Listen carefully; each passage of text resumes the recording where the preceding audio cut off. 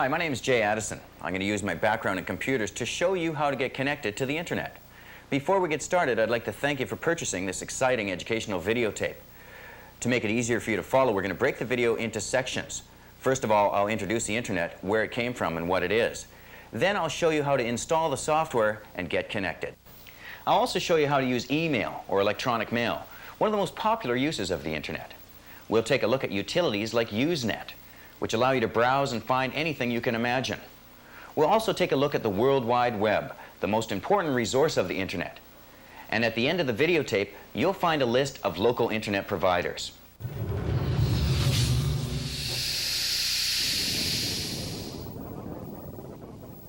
Before we get connected, I'd like to tell you a little bit about the internet. The internet originated from a computer network that was developed by the United States military. Their research sites had computers which were networked together to enable sharing of data and information. These computers were networked in such a way that during a two-way communication, if one of the computers went down, the message was simply rerouted until it reached its destination. The internet today works much the same way. The internet's email communication capabilities can be explained using the Postal Service analogy. When someone in North America wants to send a letter to another person in Europe, they write the letter, put it in an envelope, write the address on it, and drop it in the mailbox. The sender knows that the letter will get to its destination, but has no idea of the routes it'll be taking. In fact, two letters addressed to the same person could take two different routes. When someone sends an email, the message is wrapped in an electronic envelope. Relevant information such as the time of day, where the message originated, where it is being sent, to whom it is being sent, and the type of data it's carrying is stamped on the envelope. And this packet of data is sent out in some direction. Somehow this packet of data will find its way after going through various mazes. If during its travel a particular network is down, the packet will backtrack and try another route. This was perfect for the military, because data could be communicated from one site to another without being hampered by physical damage. In 1983, there were 213 registered computers on the internet. In 1986, there were over 2,000. Today, there are millions. In a nutshell, the internet is a network of millions of computers connected through the phone lines. Let's go ahead and get connected to our internet provider. We've called them ahead of time to set up an account. Your local internet provider will supply you with instructions to install their software. There are many different programs available for the internet. All of them are very similar. I was provided with Trumpet Windsock, the most popular dial-up program to connect me to my internet provider.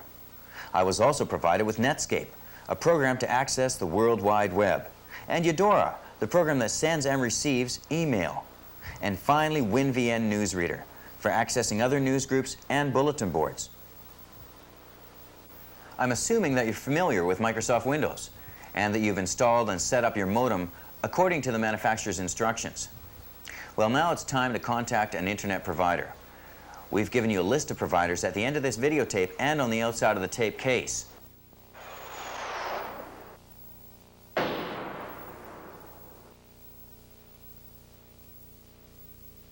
I have Microsoft Windows 95 installed on my computer. Let's go ahead and get connected. I'm going to run Trumpet Windsock, the dial-up program.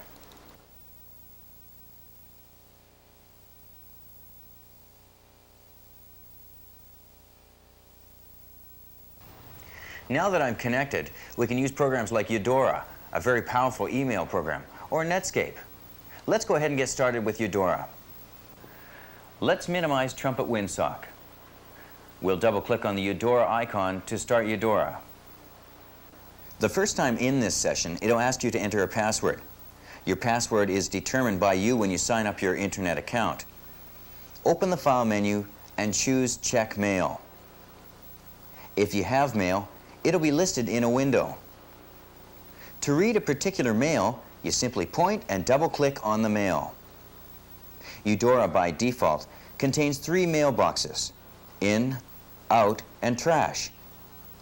When somebody sends you email, it goes to the in mailbox. To delete a mail in Eudora means to transfer it to the trash mailbox. Highlight the mail to be transferred, then open the menu Transfer and choose Trash. If you delete mail, it goes to the trash mailbox and stays there until you exit the program. you should delete the trash mailbox periodically to free up space on your hard drive.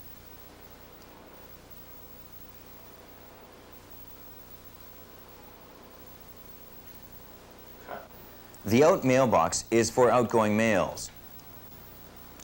The advantage of the out mailbox is that it allows you to compose a set of mail before getting connected. This allows you to save time once you're online. Follow these instructions to send electronic mail with Eudora. If you're not using Eudora, your program should work the same way.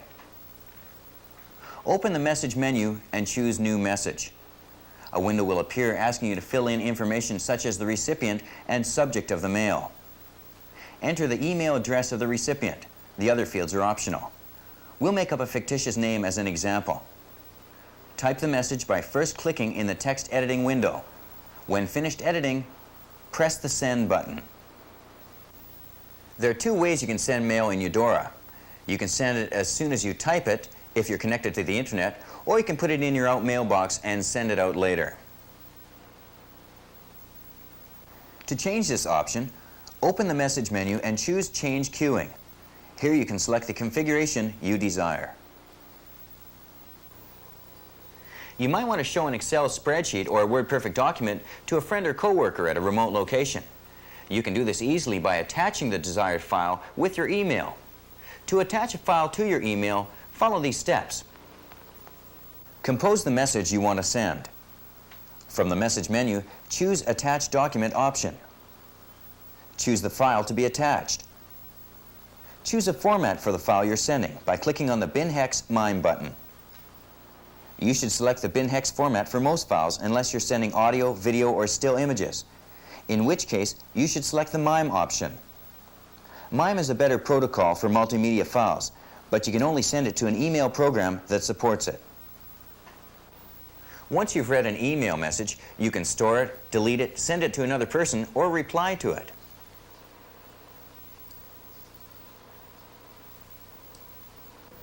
If you'd like to keep a particular piece of mail, you can either leave it in the inbox or you can create a new mailbox. Let's go ahead and show you how to do that. Under the Transfer menu, choose New. Type the name of your choice in the dialog box. Click OK. To store mail in a particular mailbox, select the message and under the Transfer menu, choose the desired mailbox. To reply to a message, simply click the Reply button. A copy of the message will be displayed. To forward a message, simply click on the Forward button. You'll have the option of editing the message. When done, click on the Send button. Similarly, to bounce a message off to someone, click on the Redirect button.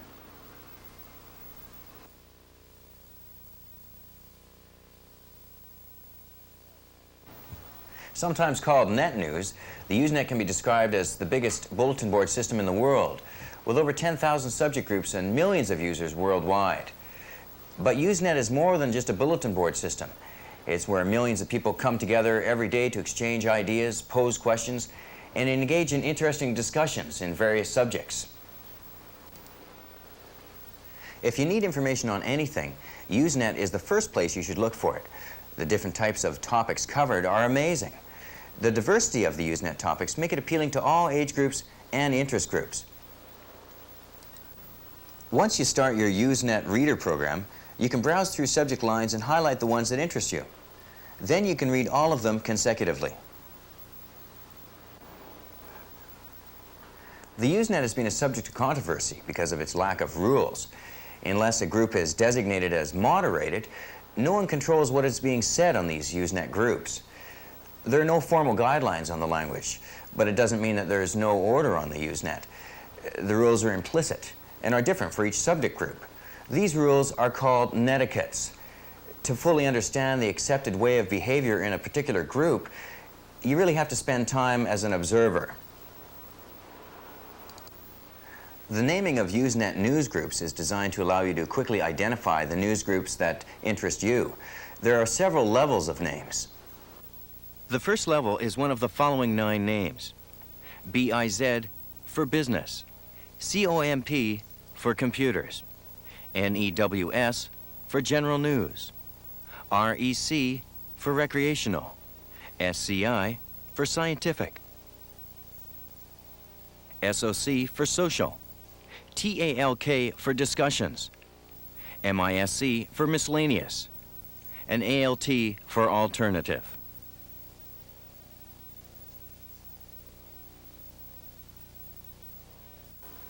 The second level identifier gives the name of the general subject area. For example, rec.olympics talks about subjects related to the Olympic Games. As you can guess, the subjects talk.bazaar and alt.pantyhose talk about weird and often stupid things. The remaining words in a news group are designed to make the subject area more specific. As you read articles posted on Usenet groups, you might want to respond to a particular article or post one of your own. To post a follow-up article, follow these instructions. Double-click the article to display it. Under the Respond menu, choose the follow-up article. A dialog box will be displayed. The fields will have default values. Normally, you'll leave them as is. If you'd like to change any of the values, just type over them. A window will be displayed for composing the message. Do not delete the first few lines. They're automatically displayed by WinVN. The information is needed by the news server. Also notice that the original message will be displayed except each line starts with the greater than character. This allows you to quote part of the message and the receiver would know that it is a quote. To post a new article, follow these instructions. Double-click on the name of the group you want to post in. From the Articles menu, choose New Article. A dialog box will be displayed. Enter a new subject line or leave the default one. The Request Reply To field should have your email address by default. You can change it if you want people to reply to another address. If you'd like to email a copy of your post to someone, check the CC box and fill their email address in the corresponding field. A window will be displayed for composing your article.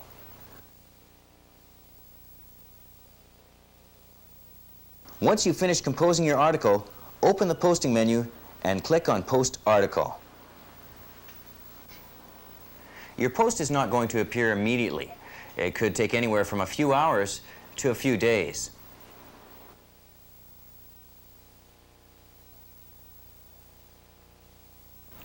Binary files contain pictures, sound, video clips, and programs. This in-depth topic will be covered more in our next video, or you can ask your internet provider for more information. Downloaded files from public news groups could contain viruses. Therefore, before running any of these programs, you should run them through a virus checker. Usenet groups offer a wide array of topics that appeal to a wide spectrum of interests, from business to Star Trek fanatics. Here are a few examples. Rec.humor.funny. Having a bad day? Read postings in this group to make you smile. Of course, I can't guarantee that everything posted there is indeed funny. Alt.internet.services. Here you can ask questions about internet providers, internet access, or anything related to services on the internet. MISC.entrepreneurs. This is a useful group if you need advice on new business venture or on making your present business go to the next level. Alt.personals. Here's your chance to meet that someone special in cyberspace. MISC.jobs.offered. One of the most popular groups. Here you'll find postings on jobs for a variety of positions and expertise around the world. MISC.writing. Plan to write an essay, a book, or a report? You might want to visit this group for some hints and advice.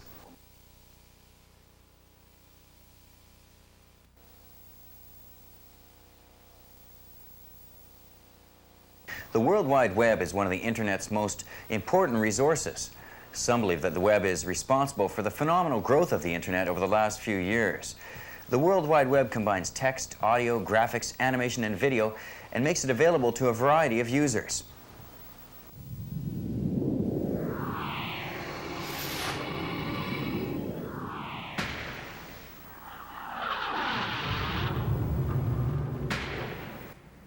I'll double-click the Netscape icon. This will take us to our internet provider's home page. During this section of the video, I'll show you how to use Netscape's functions to take full advantage of your time on the World Wide Web. And we'll take a little more in-depth look at Usenet newsgroups, how to access them through Netscape. Let's get started by showing you some of the functions of the Netscape program. I'll start with the Welcome button. The Welcome button takes you to the Netscape homepage if you're not already there. Once there, you'll be welcomed and provided with various options by scrolling the sidebar like any Windows program. You'll have the ability to download Netscape's newest version for Windows 95. Also, visit the Netscape General Store and explore their What's Cool site listings, some of the latest and coolest websites found on the internet.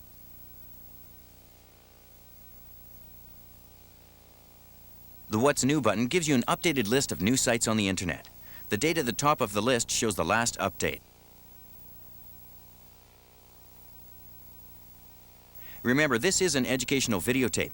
Feel free to pause or repeat sections that are harder to understand.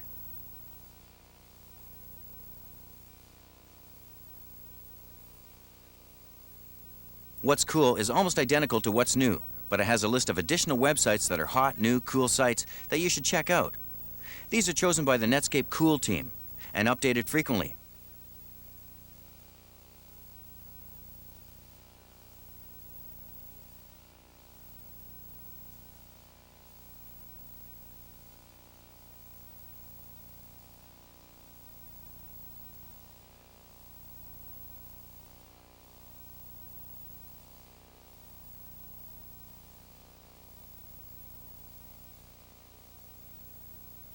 The Questions button takes you to an invaluable section on frequently asked questions regarding the Netscape program.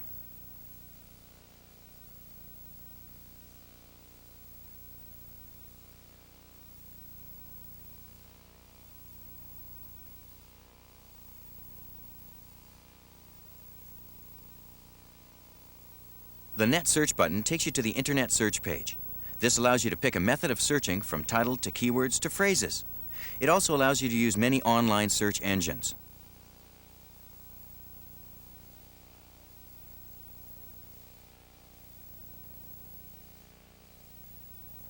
The Net Directory button takes you to a section where you'll find a listing of internet directories broken into categories. It'll also give you direct access to Yahoo's directory, containing a popular listing of over 44,000 entries of exciting internet sites.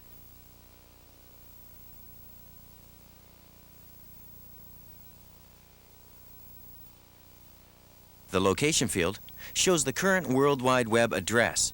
You'll notice that as you change web pages, the address field also changes.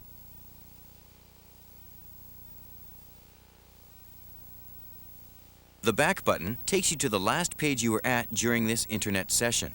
And of course, the Forward button takes you to your original page. The Home button always takes you back to your internet provider's home page. Clicking the Reload button will reload a downloading picture or file that has been unexpectedly interrupted.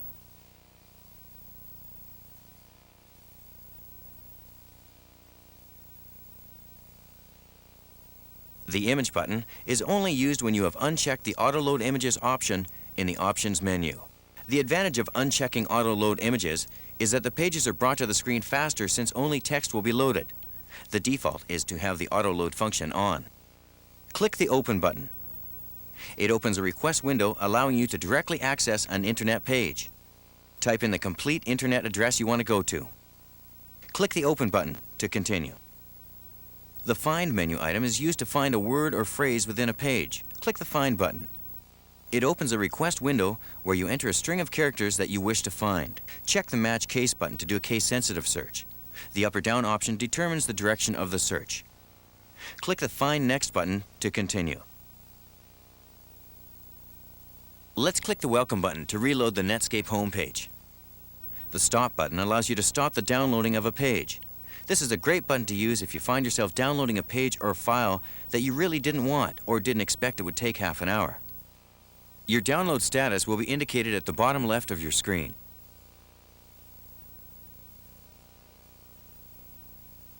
Let's go ahead and select the File menu and have a look at some of the options available there.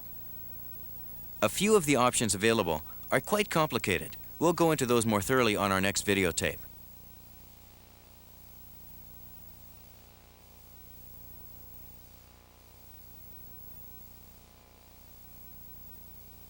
Clicking the New Window option brings another copy of your internet provider's homepage to the screen in a fully functional and independent Netscape window. This allows you to have a number of websites open at once. However, you can only view one page at a time. To go back to your last page, go to the File menu and choose Close.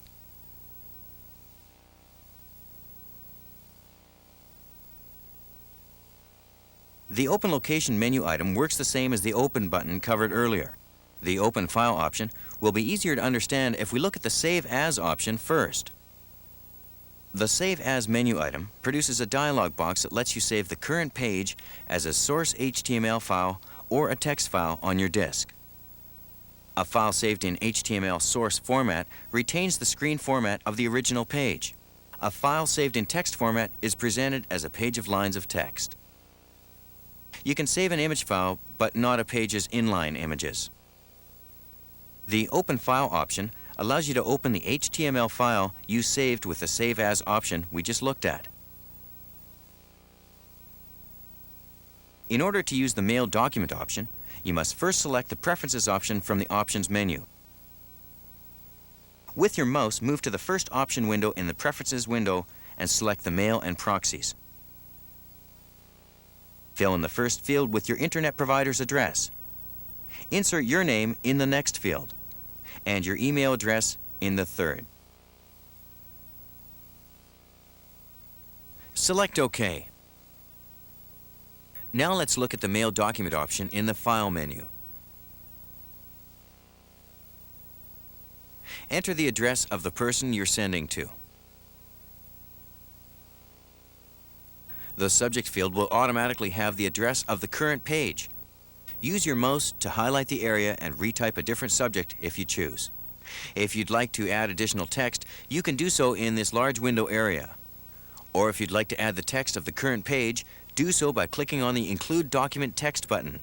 When you're done, click the Send Mail button.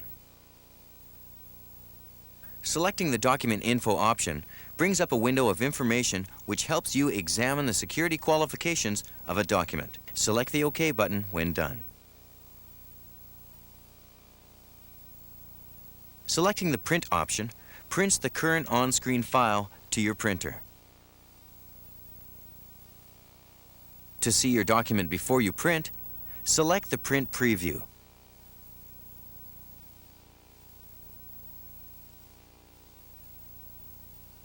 The Close option closes the current internet screen, assuming you have more than one Netscape window open. And of course, the Exit button closes the program. The Edit menu offers the same options as in most Windows programs: undo, copy, cut, paste, and in this case, the addition of the Find option, which is identical to the Find button we already looked at. The View menu has 4 options. The Reload option here is the same as the Reload button I described earlier. The Load Images option does exactly the same as the Images button I showed you earlier. The Source option gives you the ability to see the current page in its HTML programming format. The Go menu has 4 options that have been covered previously and are also found on the icon button bar: Back, Forward, Home, and Stop Loading. The Go menu also has a very useful option called View History. This menu item gives you access to recently viewed pages. Pages are listed by page titles. To go directly to a previously viewed page, highlight a page title with your mouse, click the Go To button, and then the Close button, and you're brought directly to the page. The Bookmarks menu has some very useful features. Let's take a look. When you find a page you like while surfing and want to store it for a quick retrieval, select the Add Bookmark option. This lets you create a list of your favorite pages. The list of titles will stay until you remove it or change it. Click on the View Bookmarks to bring up a window with your list of favorite pages. Click on the page you wish to view. Click on the Go To button. The page will then be downloaded. To close the bookmark list window, click on the Close button.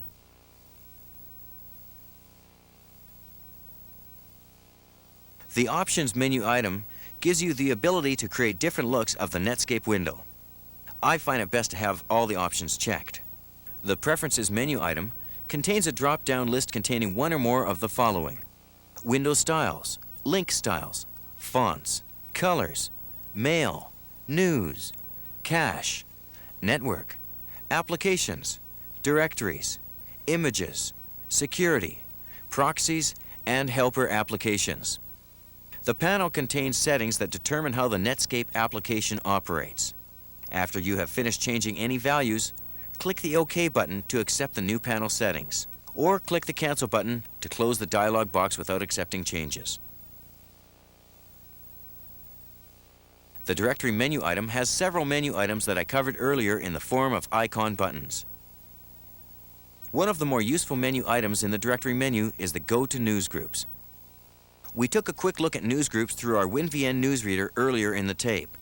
Now let's take a little more in-depth look at newsgroups using Netscape. Netscape software lets you receive and send newsgroup postings, otherwise called news.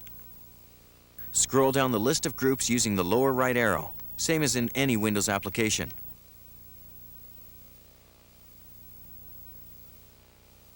The numbers in the brackets beside the newsgroup name refers to the amount of documents in the group.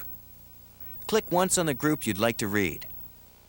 Newsgroup pages are presented with two identical rows of buttons on the top and the bottom, which give you access to the special features of newsgroups: Post Article, Catch Up All Articles, Show All Articles, Unsubscribe, and Go to Newsgroups. The group name will appear in black, while the subjects show up in thick, bold blue text. The person who sent the message shows up in thin blue text beside the subject of the message. Click on the article you'd like to read. To get back to the newsgroup you were previously reading, click on the underlined newsgroup that appears in purple text. When a person replies to a post, they appear in thin blue text indented below the subject they replied to. This format continues even with a reply to a reply.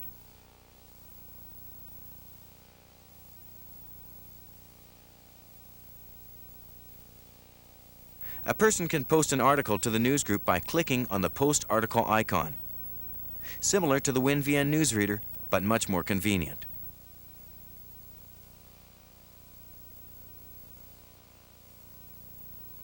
To go back to the main newsgroup menu, click on the Go to Newsgroup icon. We'll click the Home button to go back to our Internet provider's homepage. Now let's show you the most exciting part of the World Wide Web: surfing the different sites. Our provider has programmed business, help, weather, and general areas for surfing. Most providers have done something similar. Click the Welcome button. Another way to get started with some great surfing is through the Netscape homepage. Click the What's Cool button. Scroll down the page and you'll see an updated list of sites that you can access by simply clicking with your mouse on top of the title.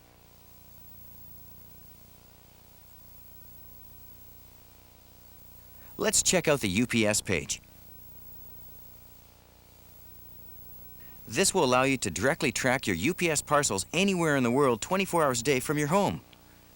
It'll also give you access to time estimations for shipping, packaging and handling tips. You can download rate screens and lots of other useful information. Next, I'll go back to the Bookmarks menu. But this time, I'll show you a shortcut to quickly get to one of your favorite pages. Click on the Bookmark menu. Click on the title you want.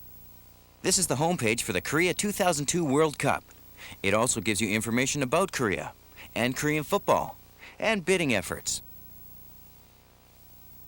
At the end of the videotape, we provided you with a glossary to help you understand some of these new internet terms which are quite new to most of us. Let's go back to the Bookmarks menu and choose another cool site. Let's look at the Web Museum in Paris. This is a collection of artist paintings, old and new, from all over the world. It also includes some of Rembrandt's work. You can view it and download it.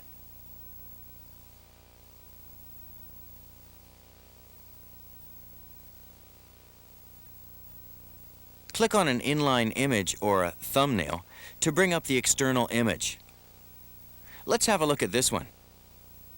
At the end of the World Wide Web section, we've provided you with instructions to help you connect to the Internet through Windows 95. You'll also find a list of World Wide Web addresses that we've added to help you get started surfing. And finally, a list of local Internet providers. Once again, let's go back to the bookmark menu and choose the Windows 95 info page. Here you'll find frequently asked questions about Windows 95. You'll find the Net Software Archive, the Net Discussion Group, and lots of other great help for Windows 95.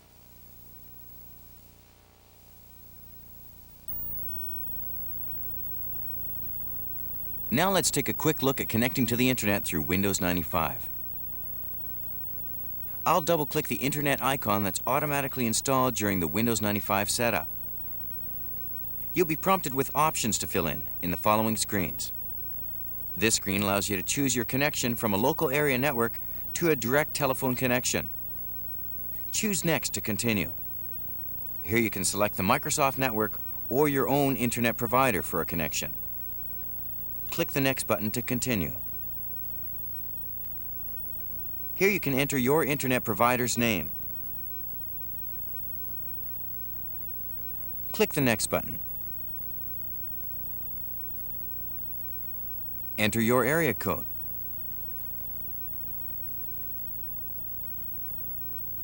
Telephone number.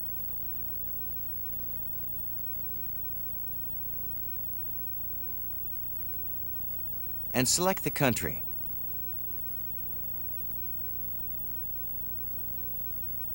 Click the Next button.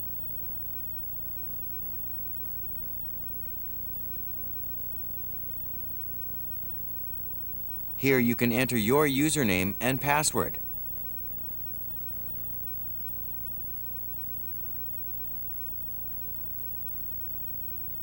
Select the Next button. This screen allows you to select whether your Internet provider has given you an IP address. Select the Next button to continue. Here you should enter the IP address given to you by your Internet provider. Select the Next button.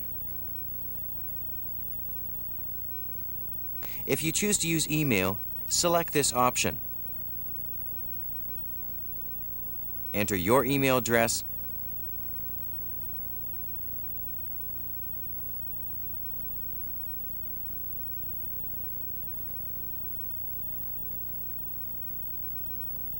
and your Internet provider's address.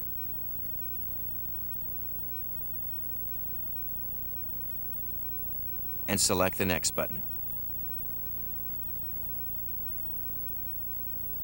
Select the Next button to continue. Your computer is now set up to access the net through Windows 95. Select the Finish button.